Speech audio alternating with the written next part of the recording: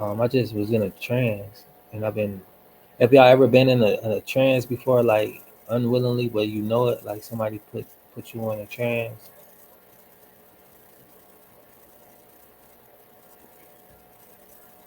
That happened to me a couple days ago too. This girl was like, I ain't even noticed it either. And usually I'm aware of this type of stuff. Like I usually have control of my will, right?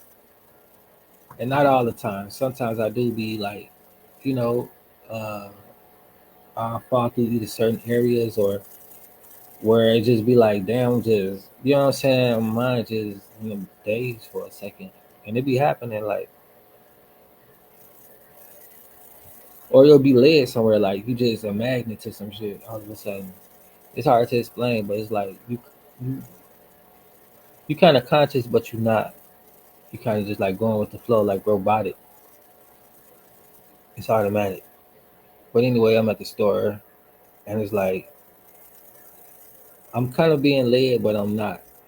But anyway, trying to decide on what kind of snacks I want, and then all of a sudden I grab some that I usually don't get, but whatever, right? I eat. It's something I eat, but it's not a brand or a package that I usually get, but I grabbed it, and I go to pay for it, and she was like, "Oh, I like this kind.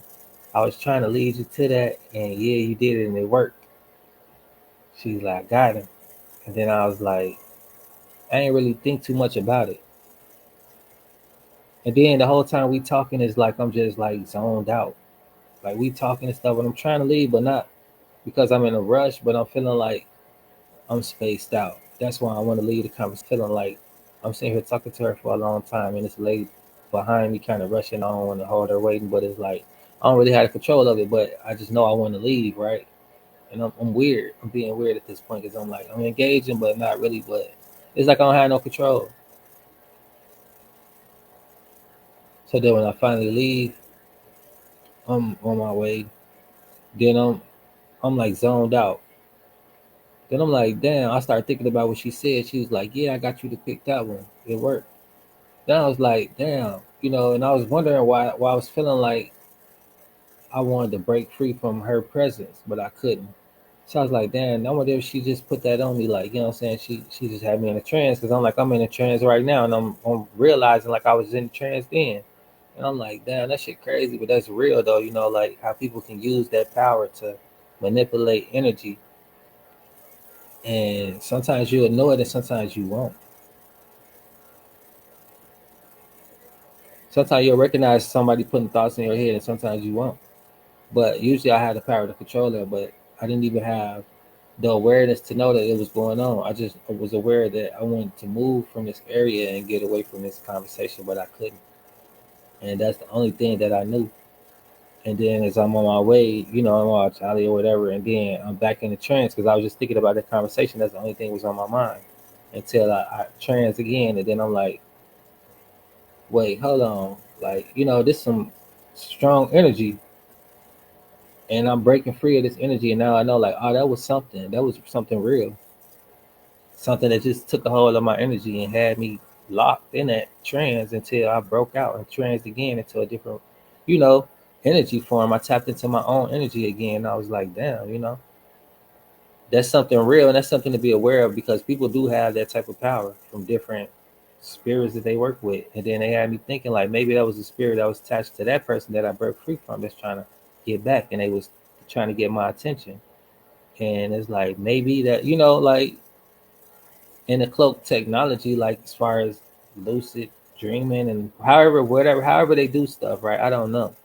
But it's no coincidence to me, right? So I'm thinking like people practice this stuff, they do this type of things. And this stuff is real and people do really have power and that's why they choose to persecute those who choose Christ because we choose to allow Christ to use his power to use us and not the other way around. We submit to Christ's ways to be different from the world and not to influence people with our power and with our. So I was like, wow, that's crazy and it's real. And some people be locked into different people's energy and they be influenced to do whatever they tell them to do. That's why they have TV shows about um, people who commit crimes together, couples who commit crimes together, groups who commit crimes together. The law of majority rule, um, social influence, right? Social compliance.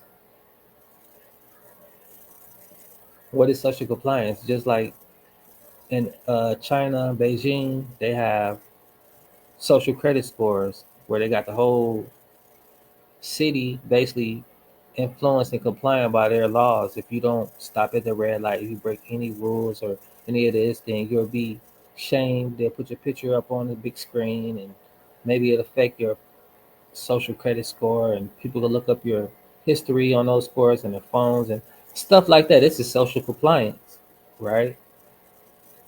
And you see how easily the whole community, the whole city is influenced by social compliance, and how this stuff is used to get people to be controlled, how people can control your energy.